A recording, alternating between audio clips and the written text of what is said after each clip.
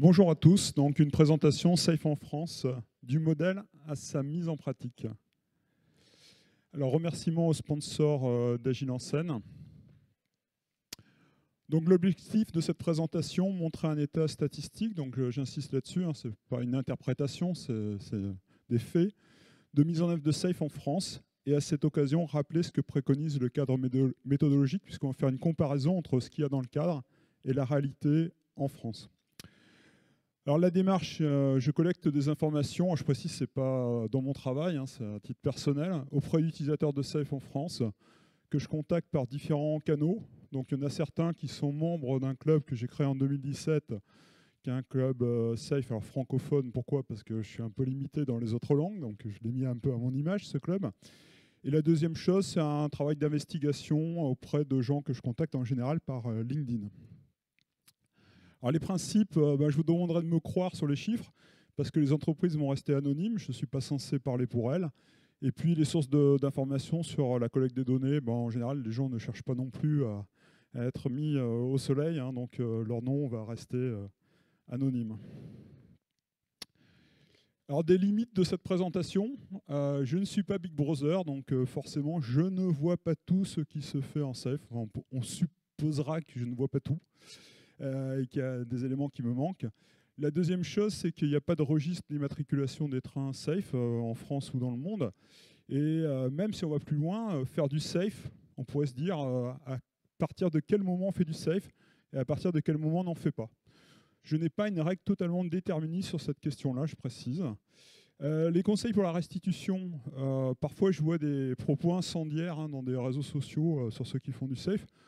Eh bien, moi, je dis que celui qui n'a jamais pêché jette la première pierre. Donc, s'il y a quelqu'un qui pense dans cette salle qu'il est parfait en agilité, je crois que le mieux est qu'il aille assister à un autre exposé que le mien. On va partir du principe que nous faisons tous des erreurs et que nous apprenons d'ailleurs de nos erreurs. Le deuxième conseil de restitution, alors c'est un conseil qui est très difficile à mettre en œuvre. Vous savez sans doute que nous, les êtres humains, nous avons des biais, en particulier ce qu'on appelle le biais de confirmation.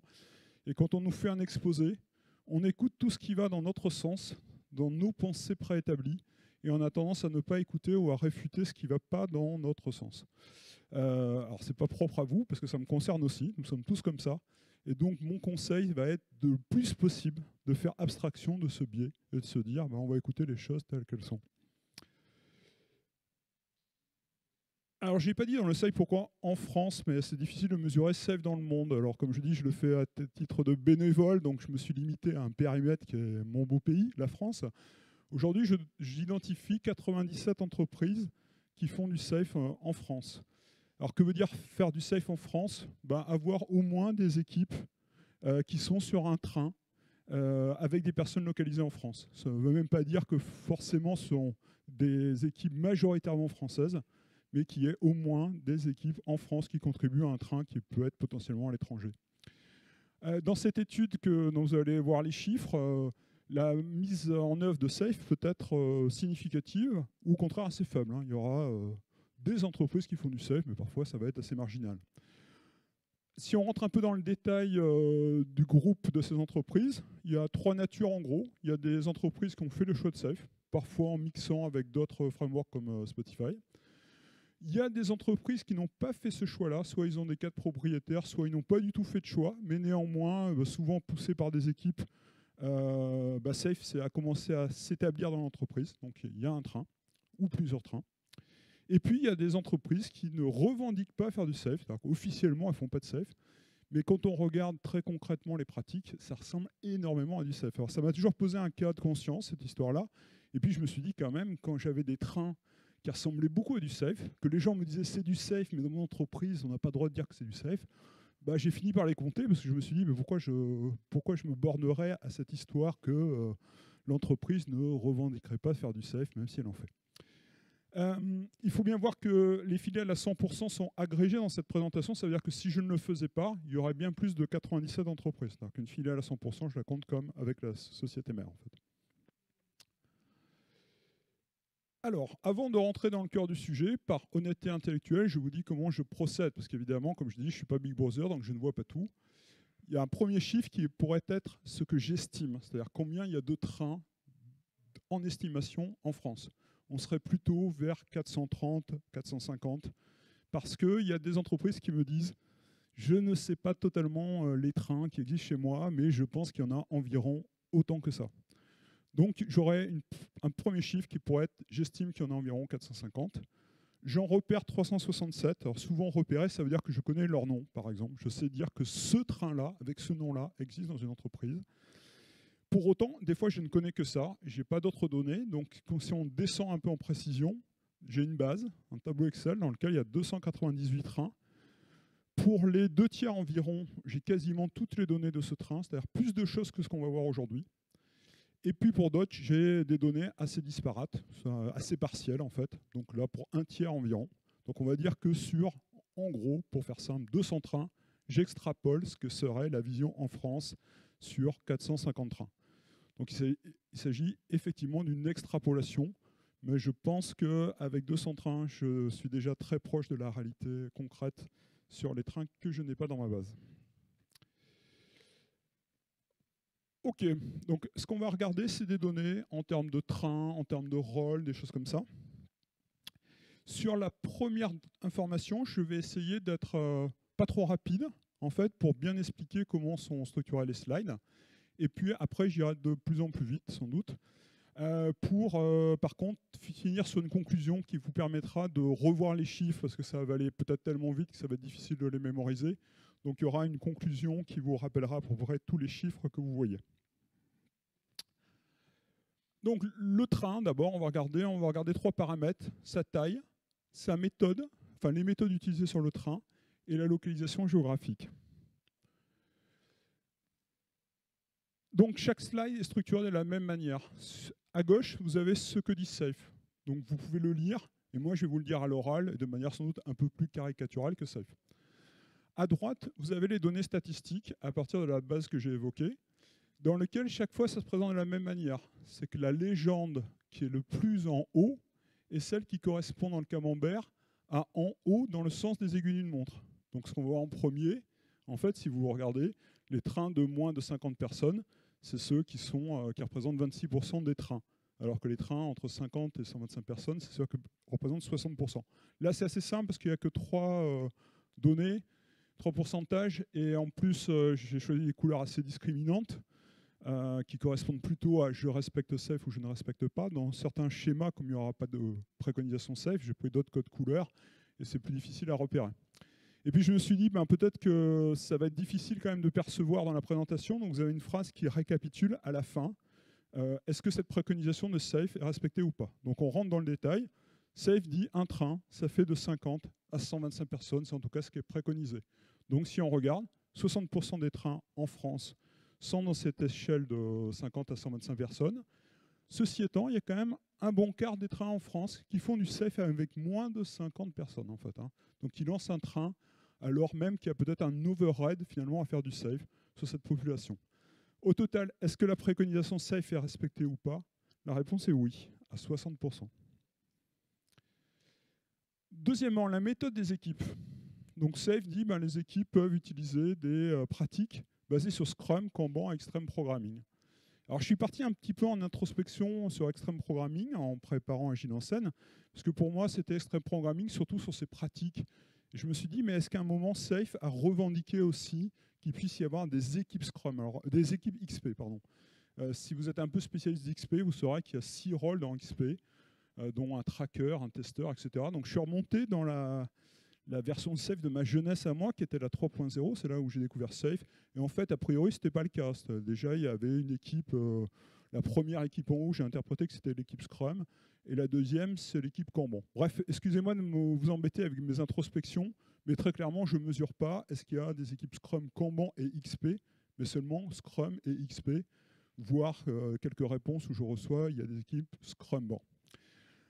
Donc, c'est un plaidoyer pour ce Scrum, en fait, puisque 60% des trains ont uniquement du Scrum embarqué sur le train.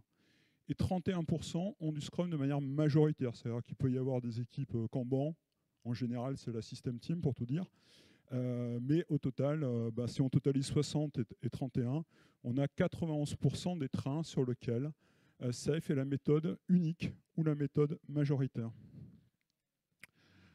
Alors, troisième chose, ce n'est pas une préconisation Safe, hein, c'est juste pour essayer de montrer des choses sur la réalité de Safe en France. Qu'est-ce que c'est que Safe? Eh bien, vous avez une jolie phrase qui dit qu'en gros, il n'y a pas de raison que des équipes distantes qui ne soient pas sur le même site ne soient pas aussi performantes. Je pense que personne n'a attendu cette phrase-là, en fait, pour faire du Safe multisite. L'essentiel des trains sont multisites, et même assez souvent avec des équipes à l'étranger. Il n'y a qu'un quart, 27% de trains qui soient monosites géographiques. Je vous dis ça aussi parce que c'était une question qu'on me posait au début, il y a longtemps. Est-ce qu'il faut être sur un seul site pour faire du Safe? En tout cas, plein ont répondu non, on arrive à faire du Safe en étant sur plusieurs sites. Comme je dis, à partir de maintenant, je vais aller plus vite en fait. Donc on va regarder des notions de temps. La durée des itérations et la durée des programmes incréments. Alors Safe dit, la durée recommandée du timebox, c'est 2 semaines, mais on peut faire entre 1 et 4 semaines. C'est acceptable. Alors, pareil, en 3.0, quand j'ai découvert Safe, il me semble que c'était à l'époque câblé, que c'était vraiment 2 semaines et que ça a inspiré quand même pas mal d'équipes. Aujourd'hui, en fait, les sprints de 2 semaines, c'est 57% des trains, 41% des sprints de 3 semaines. Donc il y a un peu bataille quand même entre les deux. Et puis les sprints de 4 semaines, c'est 2%. Je ne connais pas de train avec des sprints de 1 semaine, je pense. La durée des programmes incréments. Safe dit 8 à 12 semaines pour faire un programme incrément. Alors en fait, il y a 1%, ça doit être 1% des trains qui fait 8 à 9 semaines, 40% qui fait 10 semaines, donc c'est fréquent, et 24% qui fait 11 à 12 semaines. Donc si on totalise, ça fait 65% des trains qui ont une durée comprise entre 8 et 12 semaines.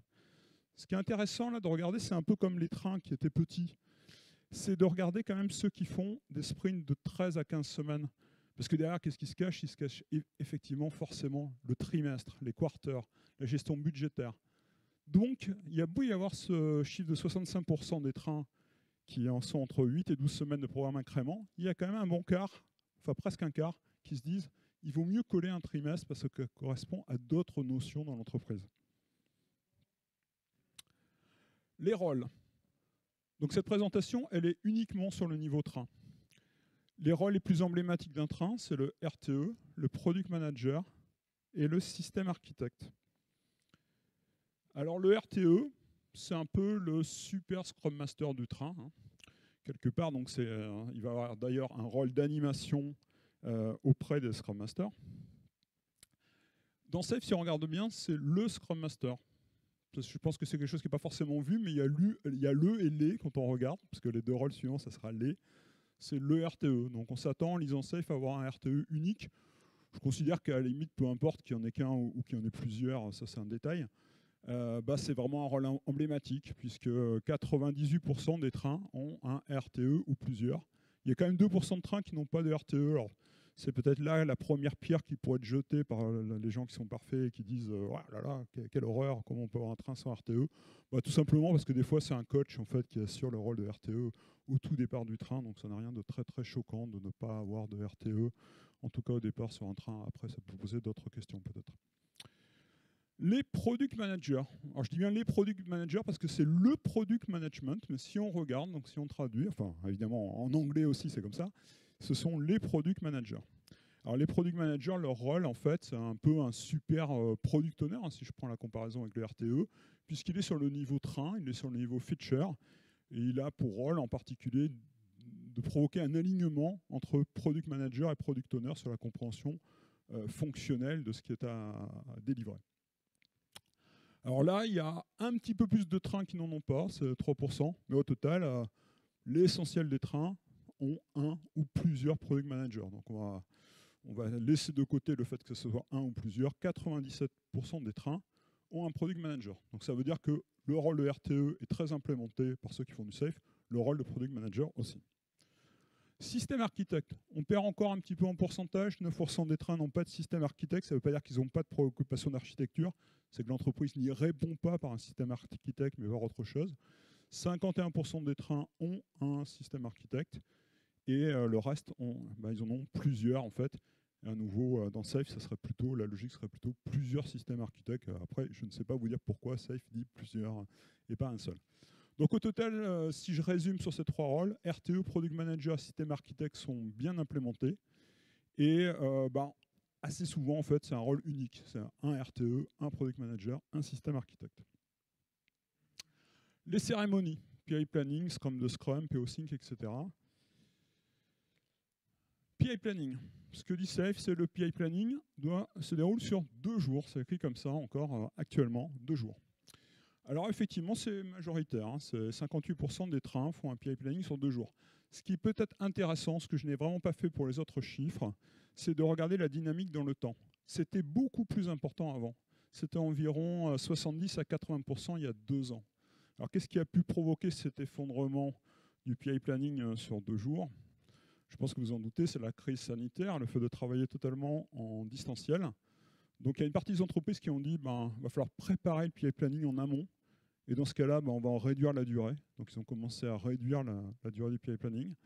Et puis d'autres qui ont dit on ne va pas le préparer plus en amont, parce qu'il faut garder un peu la magie du PI Planning. Mais comme c'est en distanciel, c'est plus compliqué, ce sera moins interactif. Donc il faudra plus de temps. Et ils sont partis sur des PI Planning de 2 jours et demi ou 3 jours. Bon, il peut y avoir d'autres causes qui se cachent aussi derrière. Hein. C'est le fait qu'on l'a vu tout à l'heure, Safe est souvent multisite et donc parfois international. Et il peut y avoir aussi des problèmes de créneaux horaires qui font que, quelque part, il faut allonger la durée de PI Planning.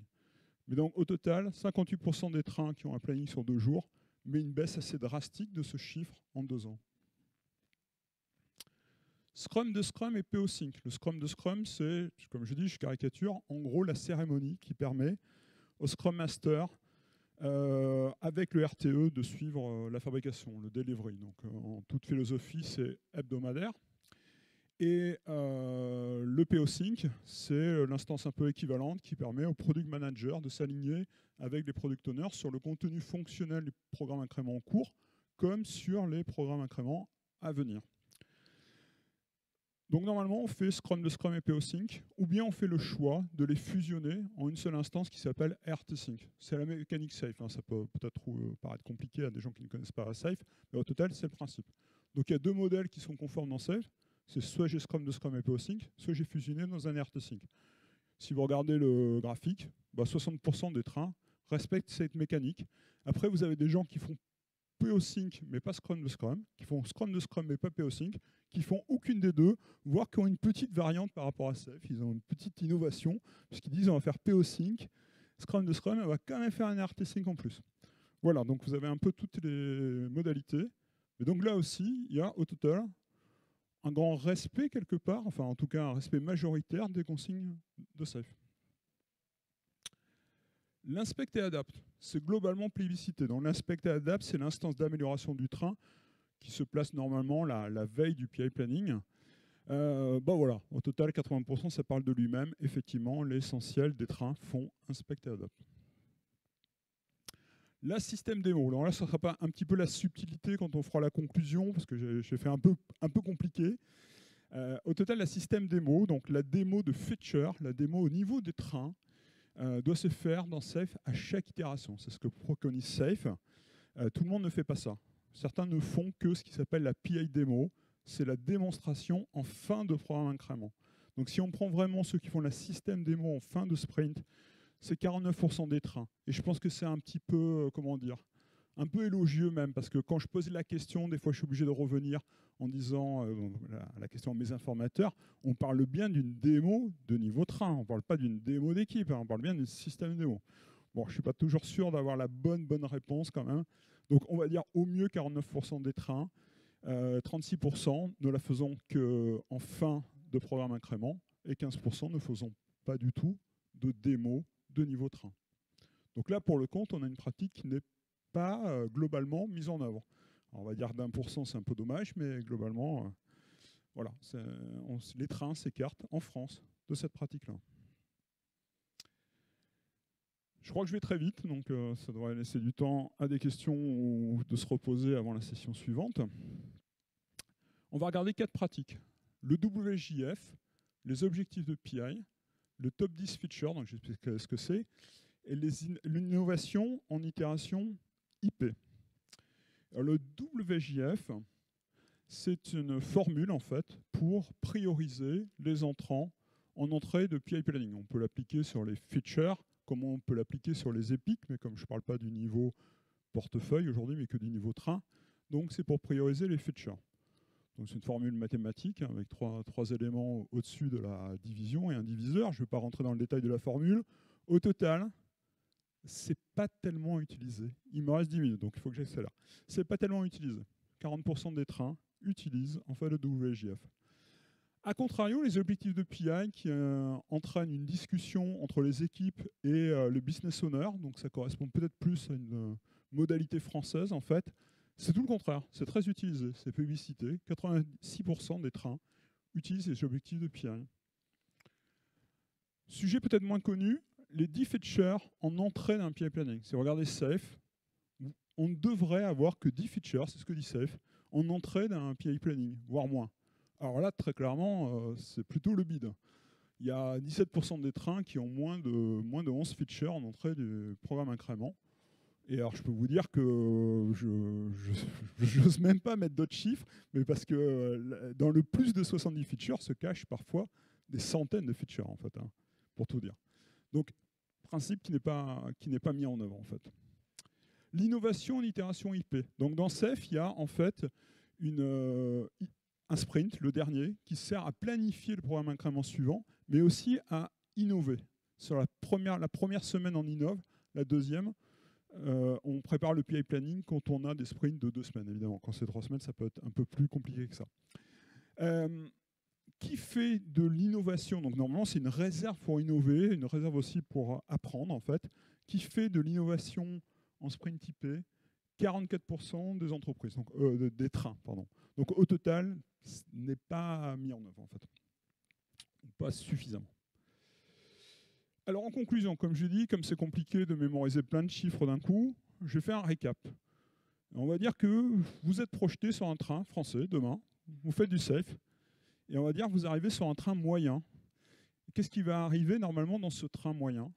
Eh bien, à plus de 80% de chances, vous aurez au moins un RTE, au moins un PM et au moins un système architecte qui sera installé, puisque le tout dépasse 90% même. Très probablement, la méthode Scrum sera la seule méthode ou la méthode majoritaire du train. Vous aurez la mise en œuvre des objectifs de PI pendant le PI planning. Il y aura un système démo, mais qui sera peut-être à chaque sprint ou simplement en fin. On verra celle qui est à chaque sprint un peu plus bas dans la liste. Et vous aurez un inspect et adapt. Ça, à plus de 80% de chance, le train français moyen sur lequel vous allez aboutir fera ça. À plus de 60%, ce train sera sur plusieurs sites géographiques. Il fera Scrum de Scrum et PO Sync ou ART Sync. Et il aura des programmes incréments conformes à SAFe entre 8 et 12 semaines. Et ce train fera entre 50 et 125 personnes. Rappel, il y a beaucoup de trains de moins de 50 personnes, environ 25% de trains de moins de 50 personnes. Le PI planning sera probablement sur 2 jours, mais là on tombe à des moins de 60%. La durée d'itération sera probablement de 2 semaines. Vous avez aussi une assez forte chance de tomber sur des sprints de 3 semaines. Et puis, très clairement, vous aurez un train bien conforme à SAFe si vous avez un système démo à chaque itération, puisque seuls 49% des trains le font. Si vous avez l'innovation en itération IP, c'est plutôt un train qui est vraiment bien conforme à SAFe. Si elle WGF aussi, et alors s'il fait le top 10 feature, alors là c'est une perle par rapport au respect de SAFe. Je ne dis pas qu'il faut d'ailleurs respecter SAFe, mais au total, ce sera exceptionnel puisque ce n'est pas beaucoup de trains qui font ça. Alors il va me rester très peu de temps, donc il faut que j'aille très vite sur plusieurs choses. Je vais vous dire ce que je n'ai pas évoqué, parce que souvent quand j'écris un article, j'écris souvent des articles, on me dit mais tu n'as pas parlé de ça. Alors je n'ai pas parlé de la gestion de portefeuille. Mais vous avez un QR code qui va sur un article que j'ai écrit cette année sur la gestion de portefeuille qui montre l'état de la gestion de portefeuille en France. Je n'ai pas parlé des apports, parce que alors souvent quand je présente des statistiques comme ça, on dit mais à quoi ça sert ce que tu présentes? Eh bien, j'invite ceux qui se posent la question de à quoi ça sert d'aller lire un article que j'ai écrit cette fois-ci il y a 2 ans sur les apports de SAFe, les difficultés, les conseils. Je vais essayer d'améliorer cet article parce que je l'ai fait sur une vingtaine d'entreprises, donc je vais essayer d'en faire un plus tard, peut-être plus précis, qui démontrera les apports, vous dira qu'il n'y en a pas d'ailleurs sur certains sujets. Voilà, donc j'ai écrit là-dessus. Et puis, je n'ai pas situé Safe par rapport aux autres cadres. Très clairement, aujourd'hui, Safe est en train de s'imposer comme le standard de facto de l'agilité à l'échelle. Ce n'est pas moi qui le dis. Vous pourrez aller dans mon article et vous verrez toutes les autres... vous verrez les sociétés qui situent Safe dans des enquêtes, en fait. Je pense que j'ai presque terminé. Je voulais terminer cette présentation sur deux choses. Évidemment, moi, je ne suis que le bras armé de tous les informateurs qui ont bien voulu me donner de l'information sur Safe. Alors, il y en a qui ne veulent pas, d'ailleurs. On dirait que c'est un secret d'État. Si vous voyez les données que je présente, elles ne sont pas quand même très stratégiques. A contrario, je remercie tous ceux qui ont bien voulu me consacrer un peu de temps. Sans eux, je ne pourrais pas faire cet article. Ils sont fort nombreux. Et puis, vous aurez peut-être, j'espère, remarqué les jolis dessins qui illustraient ce support. C'est subjectif, mais moi je les trouve très beaux. Gauthier Le Sieur, qui je crois faisait des sketch notes des 2 journées précédentes, il a bien voulu gracieusement en fait, illustrer ce support. Et je le remercie énormément, puisque je trouve que ça donne un petit agrément à ce support. Je dois avoir presque terminé dans les temps. Dans les temps et même un peu plus. tu as beaucoup plus de temps que prévu. C'est parfait. Je n'ai plus d'autres choses à dire de toute façon. J'ai envie de dire merci. On peut applaudir Michel.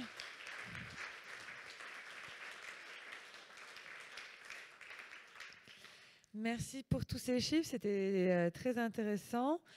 On va passer à la session des questions-réponses. N'oubliez pas, ceux qui sont à distance, vous pouvez aussi poser vos questions dans le chat. J'essaierai de les relayer. Qui aurait une première question ici? Oui. Ouais, merci Michel pour cette presse toujours hyper intéressante. Moi, j'étais surpris sur le WSJF. Il y a 40% des boîtes qui le font. Moi, je ne l'ai jamais vu. Pourtant, j'ai vu quand même dans des plus ou moins grandes, petites entreprises, et j'ai jamais vu le WSJF mis en place. Et là, c'est quasiment 1 sur 2, donc j'ai pas eu de chance. Parce que j'aurais bien aimé voir la mise en place, qui est quand même costaud, quoi. Oui, alors déjà, c'est pas sur les entreprises, c'est sur les trains. Ce qui est mesuré, c'est les trains, mais c'est pas la réponse à ta question. Mais le pourcentage, c'est pas un pourcentage sur les entreprises, c'est un pourcentage sur les trains. Alors, globalement, c'est déclaratif. Je ne fais pas d'enquête sur les réponses qui me sont faites. Comme je dis, c'est un système démo. Des fois, je titille un peu, ou j'ai des questions que vous n'avez pas vues là sur Component Team et Feature Team. Des fois, je ne partage pas trop les réponses. Donc, il m'arrive de poser des questions complémentaires à mes informateurs. Mais très clairement, sur le WSJF, je ne le fais pas. C'est-à-dire que si les gens me disent j'utilise le WSJF, je les crois.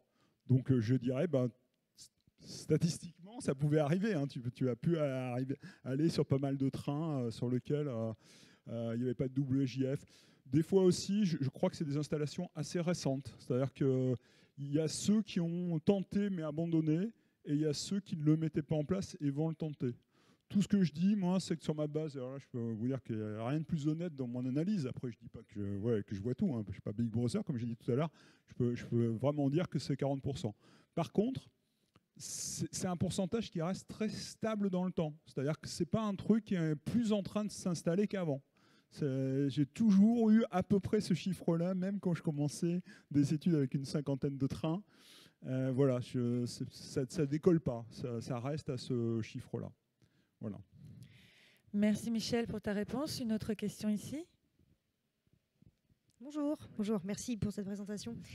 J'avais une question. Est-ce que vous auriez un ordre d'idée de l'âge moyen des trains et des statistiques que vous avez présentées, oui, de façon à voir si les pratiques elles se sont professionnalisées au fur et à mesure du temps ou dégradées justement? Oui, si vous allez sur alors de mémoire non, mais si vous allez sur le 3e article, comme je dis, je consolide beaucoup plus de données que ça. Et effectivement, vous avez l'âge moyen des trains. Voilà. Alors après, je comprends la suite de votre question, mais je préfère amener à l'article. Est-ce que l'âge moyen des trains change quelque chose à la mise en œuvre des pratiques? Je ne le crois pas. Voilà. Mais là, on rentre dans la croyance. Je n'ai pas été le vérifier. Ce que je pense, c'est que quand les gens se lancent en safe, ils atteignent un plafond et ils ont tendance à rester à ce plafond. C'est-à-dire qu'en fait, ils vont choisir des pratiques et, mis à part des cas sur le WJF ou autre, en général, ils vont rester à ce niveau de pratique. Moralité, c'est pas le fait que Safe soit maintenant en France depuis 5 ou 6 ans ne change pas, à mon avis, grand-chose à l'état de mise en œuvre des pratiques. Mais pour répondre plus factuellement à votre question, il faudrait que je remonte dans mes anciens articles et que je compare ce que j'ai pas fait. Cet exercice, vous le faites chaque année? Alors, de présenter à J-Enseignes, c'est la première fois. D'écrire des articles, avant, je faisais tous les 6 mois, mais maintenant, je peine un peu parce qu'il y a beaucoup de trains. Donc, plus il y en aura, plus ça devient compliqué. Donc là, j'en ai écrit un en janvier, février. Comme c'est dépendant de mes congés, ça pourrait être à la Toussaint ou à Noël, parce que c'est pas dans mon travail que je le fais. La Oui, question, c'est j'essaye de à peu savoir près. si vous suiviez certains trains, peut-être de façon un peu spécifique, d'année en année, justement, pour voir Non. l'évolution. D'accord. Non, Ok, parce que merci. alors, si on se dit tout, c'est quand même assez compliqué. Les trains changent de nom. Donc déjà, j'ai un problème de savoir si j'ai pas des doublons. Non, je fais pas un suivi longitudinal des trains à ce point-là, non, quand même. Merci Michel pour tes réponses. Une question encore dans la salle avant de passer aux questions à distance. Merci. Alors, comme d'habitude, merci pour les informations. On est très friands de l'évolution de Safe en France. Ma question, elle est sur... j'ai été surpris par le nombre de trains. La question, c'était la première, c'est j'ai entendu Amadeus qui parlait de 35 trains, Orange avec des chiffres impressionnants. Donc, c'est-à-dire que finalement, le nombre de trains par entreprise n'est pas si important que j'avais pu l'imaginer. Ça, c'est le premier point. Et le deuxième, c'est est-ce qu'il y a une corrélation avec la nature des entreprises derrière? Dit différemment, est-ce qu'on parle du CAC 40 principalement? Ou est-ce que toute entreprise, quelle que soit sa taille, a adopté Safe en France? Alors, je ne sais pas si c'est une bonne réponse à la première partie de la question.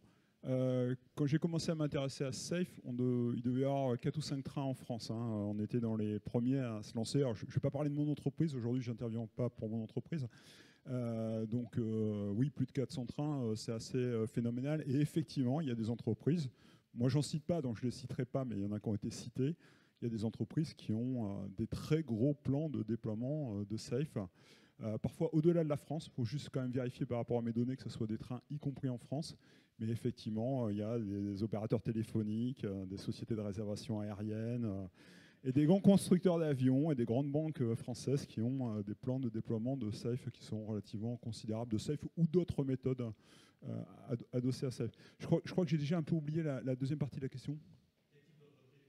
Oui, Quel type d'entreprise utilise Safe pour ceux à distance? Oui, alors des fois ce que j'entends, c'est Safe, c'est la méthode du CAC 40. Alors c'est en partie vrai, mais de moins en moins vrai. C'est-à-dire que dans ma base, j'ai des entreprises, maintenant 4, 5, 6, qui sont plutôt des grosses startups. C'est-à-dire des entreprises qui ont une centaine de personnes en fait, et qui se mettent déjà à Safe.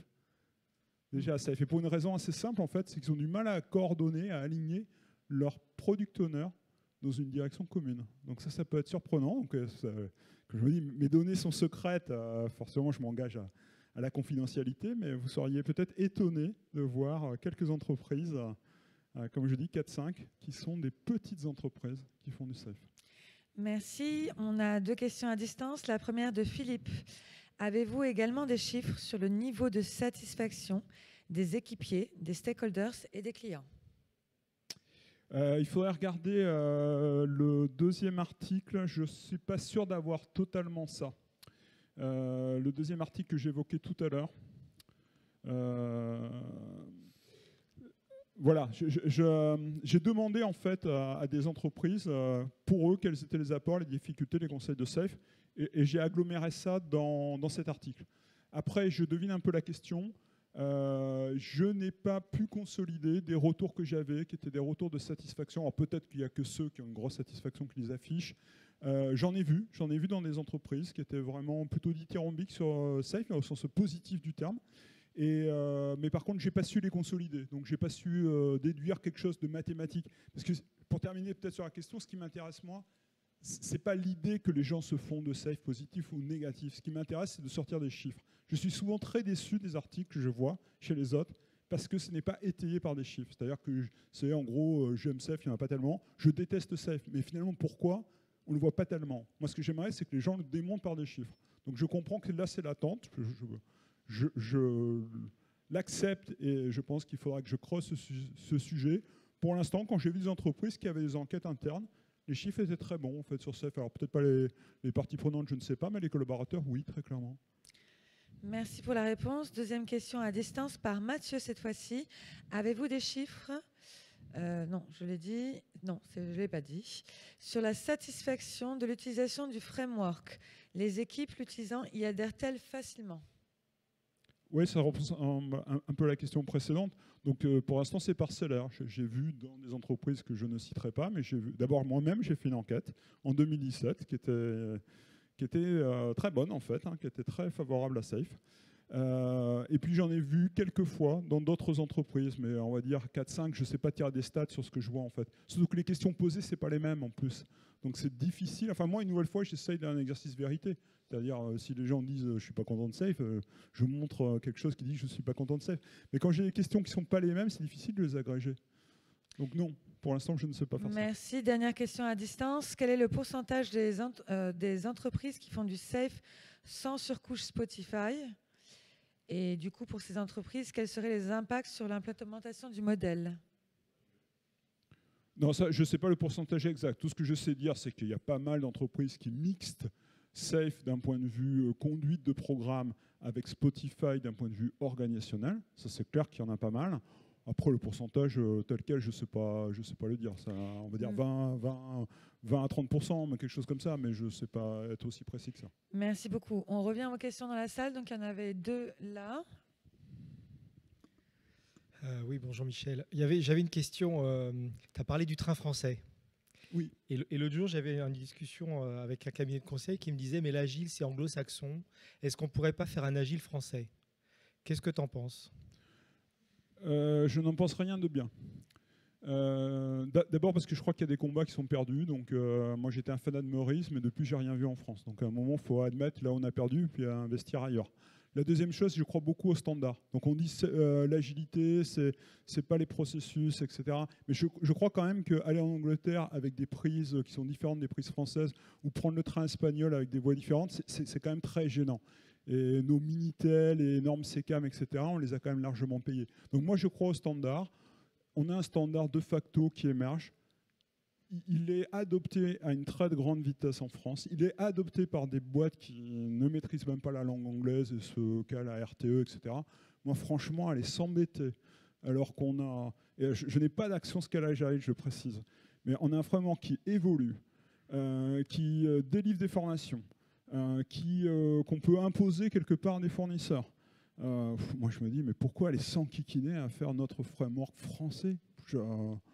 Non, moi, ce qui m'intéresse, c'est que la France l'utilise, parce que je pense qu'il y a une opportunité à l'utiliser. Maintenant, en faire un nous-mêmes, non, je ne suis pas pour. Merci. Il y avait une question, oui. Bonjour Michel, merci encore pour cette présentation de vive voix qui change fondamentalement que quand elle se fait via LinkedIn. Ma question, si tu as toute ta base en tête, est-ce que l'utilisation qui en est faite et la perception par Safe, est-ce qu'ils vont adapter certaines choses ? On parlait du top 10 features. Est-ce qu'à un moment donné, on se dit, si on n'y arrive pas, j'ai ta base en tête parce que peut-être que tu sais que c'est le train où ils sont 50 qui le font, mais est-ce qu'ils tiennent compte de ça ? Parce que si on n'arrive pas à faire le top 10, est-ce qu'il y a des raisons derrière ? C'est mal expliqué, ça doit évoluer ? Alors déjà, pour répondre un petit peu à la question, il m'arrive de voir des commentaires dans les tableaux Excel. D'abord, des fois, je le fais à l'oral, au téléphone. D'autres fois, il y a des commentaires dans l'Excel. Donc, des fois, oui, je sais des raisons d'instanciation. Sur le top 10 feature, ça va plus être ma croyance de pourquoi c'est pas mis en œuvre. Il y a plein de raisons. D'abord, cette règle-là, on peut largement en débattre. Deuxièmement, on raconte par ailleurs qu'il faut délivrer le plus possible en continu. Donc, si on essaye d'avoir des grosses features, ça va être difficile de délivrer en continu. Donc, il y en a qui préfèrent morceler en petites features. Après, il y a parfois des mauvaises raisons aussi. Il y a je veux organisationnellement que mes équipes aient chacune leur feature. Alors que c'est plutôt contraire au principe des features. Mais ça existe, il ne faut pas non plus se leurrer. Ce genre de choses existe. Donc, on morcelle les features en features plus petites pour que chacun ait sa feature. Donc, il y a plein de bonnes et de mauvaises raisons qui font que cette règle de 10 features, en fait, qui pourrait être intéressant, mais d'un point de vue philosophique, c'est-à-dire vraiment d'avoir des grosses features sur le quoi plutôt que sur le comment. Dans le principe, en fait, ça me paraît relativement peu adapté. Il y a même quelqu'un qui m'avait, là c'est un peu la folie, qui m'avait contacté pour me demander moi mon avis. Et il disait, est-ce qu'il faut le respecter cette règle ou il ne faut pas la respecter ? J'avais dit, il faut faire ce qui est nécessaire pour ton entreprise. Si ton entreprise a un gros besoin de délivrer régulièrement des features, ne va pas prendre une règle qui est un carcan et qui ne t'aide pas. Donc, je ne sais pas si je réponds bien à la question. Il y a des choses, c'est écrit dans les Excel, ça me fait réfléchir. Il y a des choses, c'est moi-même qui déduis. Alors attendez, parce qu'à distance, ils ne vous entendent pas, s'il vous plaît. La question, c'est surtout, quand on voit le fait que ce ne soit pas adapté, est-ce que Safe se dit, peut-être, pas le top 10 parce que c'est particulier, mais est-ce que c'est le WSJF, est-ce que c'est parce que c'est mal expliqué? Est-ce qu'ils se posent la question du pourquoi on n'arrive pas à l'implémenter et essayer de changer leur façon d'approche? Alors, justement, je reviens à la phrase « ne pas jeter la première pierre », parce que moi, en général, je vois des interlocuteurs qui se posent des questions. Enfin, des questions très intéressantes, des questions de pourquoi j'y arrive ou j'y arrive pas. Sur le WSJF, j'ai lu quelques fois des trucs qui me font réfléchir et qui me disaient « ok, c'est une jolie formule, mais les gens vont truander, les métiers vont truander la formule pour prioriser en premier ce qu'ils veulent ». Et donc, au total, autant faire les objectifs de PI. Si c'est une formule qui devient un carcan et qu'on la bidouille pour donner le résultat qu'on veut, moi, je préfère les objectifs de PI. Au moins, il y a un dialogue. Donc là, on comprend peut-être qu'il y a un business owner plus important que les autres qui croit beaucoup à sa feature et que si on ne la fait pas, ça va mal se passer. Donc oui, la plupart des gens y réfléchissent, effectivement. En fait, ils ne se sentent pas tout à fait à l'aise de ne pas respecter Safe, la plupart. Ils auraient plutôt envie de le faire. Mais ils se disent, ce truc-là, ça ne marche pas dans mon entreprise, où on n'est pas mûr, c'est pas adapté, et donc je suis obligé d'y renoncer. Il y en a beaucoup qui voudraient faire de l'innovation au sprint typé, hein, mais ils vont dire, la charge de ce qu'on reçoit ne nous permet pas de le faire. Et effectivement, je peux comprendre qu'ils n'aient pas envie d'un conflit, et que même s'ils trouvent l'innovation très bien, au total, ils préfèrent quand même répondre aux besoins des métiers, par exemple. Donc au total, j'essaye de bien comprendre la question. Est-ce que les gens se posent des questions? Moi, je vois des interlocuteurs qui se posent beaucoup de questions, oui. Et c'est pour ça que ça me gêne de les voir parfois autant décrier. C'est des gens qui réfléchissent sur leur truc, quoi. Ils ne sont pas bêta devant la méthode en se disant, tiens, moi, je dois respecter tel truc et tel truc. Ils se posent de vraies questions sur la pertinence ou pas du dispositif. Et comme je dis, des fois, quand ils ne le font pas, ils ne sont pas très à l'aise. On sent bien qu'ils sont un peu déçus de ne pas pouvoir le faire en pensant que l'idée est bonne, mais que le contexte ne s'y prête pas. Merci pour la réponse. Question de Christophe à distance. En termes de statistiques, est-ce qu'on sait combien de trains français de ces statistiques sont anglophones et donc multiculturels? Alors, toujours, est-ce que je suis capable de faire un pourcentage tel quel? La réponse est non, parce qu'il faudrait que j'aille investiguer plus que ça. Il y a énormément de trains anglophones, pardon. Excusez-moi, j'ai bafouillé. Anglophones. Oui, il y a beaucoup d'entreprises. Alors, c'est pas très lié à Safe. Hein. Il y a beaucoup d'entreprises qui ne travaillent qu'en anglais. Donc, moi, je suis un vestige du passé, qui n'est pas très habile avec la langue anglaise. Oui, il y a des entreprises en France qui ne parlent qu'en anglais, en fait, de toute façon. On peut prendre une dernière question dans la salle.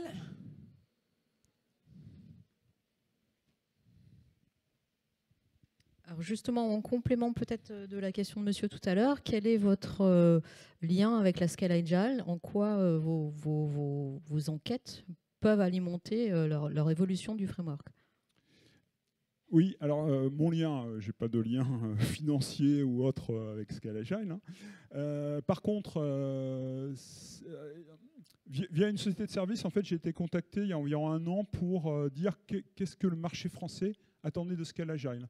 Et là, j'ai fait un questionnaire particulier qui aurait pu faire l'objet d'un exposé d'ailleurs, mais je n'y ai pas pensé, en recueillant un peu toutes les attentes. Alors, j'avais quand même structuré le questionnaire.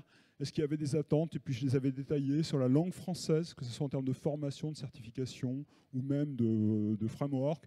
Est-ce qu'il y avait des attentes sur des spécifications en termes d'outils, d'audit de conformité à Safe, de lobbying, des choses comme ça. Donc, un questionnaire qui a été très largement rempli et que j'ai présenté à quelqu'un de Scale Agile, en fait. Voilà, alors après, ce qu'il en reste, c'est plutôt aujourd'hui, Scale Agile est plutôt sur la traduction, en fait, ce qui correspondait globalement d'ailleurs à l'attente. Voilà, mais mes liens, ils sont faibles, en fait, avec Scale Agile. Hein. Moi, j'ai une conviction, le framework m'intéresse. Je pense qu'il répond à pas mal de problématiques. Je pense que la France pourrait faire des efforts sur sa stratégie numérique. Voilà, on est, comme je dis, un pays de tourisme, un pays de luxe, etc., mais pas forcément un pays très puissant en informatique. C'est un peu dangereux pour nous. Moi, je crois qu'il y a une opportunité avec Safe pour apprendre. Voilà, et beaucoup d'entreprises l'ont prise. Moi, c'est ça qui m'intéresse, en fait. Hein. C'est ce challenge-là qui m'intéresse. C'est d'y contribuer modestement. Moi, je suis quelqu'un de très infime, hein. Mais si je peux y contribuer, ça m'intéresse. Voilà, donc moi j'essaye d'évangéliser en disant il y a peut-être un truc qui n'est pas fait par des Français, mais qui est fait par des Américains. L'important, c'est pas ça pour moi, c'est est-ce que ça nous est utile en France ou pas. Voilà, ça c'est la question qui m'anime en fait. Merci beaucoup. C'était la dernière question. Je vous propose de passer à la dernière slide. S'il te plaît, si tu peux la passer. La slide où vous prenez... Encore une. Celle où vous prenez vos petits téléphones. Celle où vous allez enfin dire des mots doux et gentils à Michel. Bienveillant et constructif, on adore. Ça lui permettra d'avoir des feedbacks. Vous pouvez aussi le faire à distance sur votre PC. Il suffit juste de prendre votre téléphone.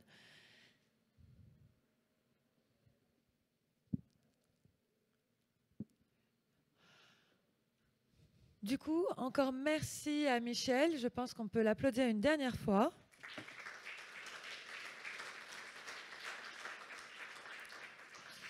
Et rendez-vous dans 15 minutes pour les prochaines sessions. À tout de suite.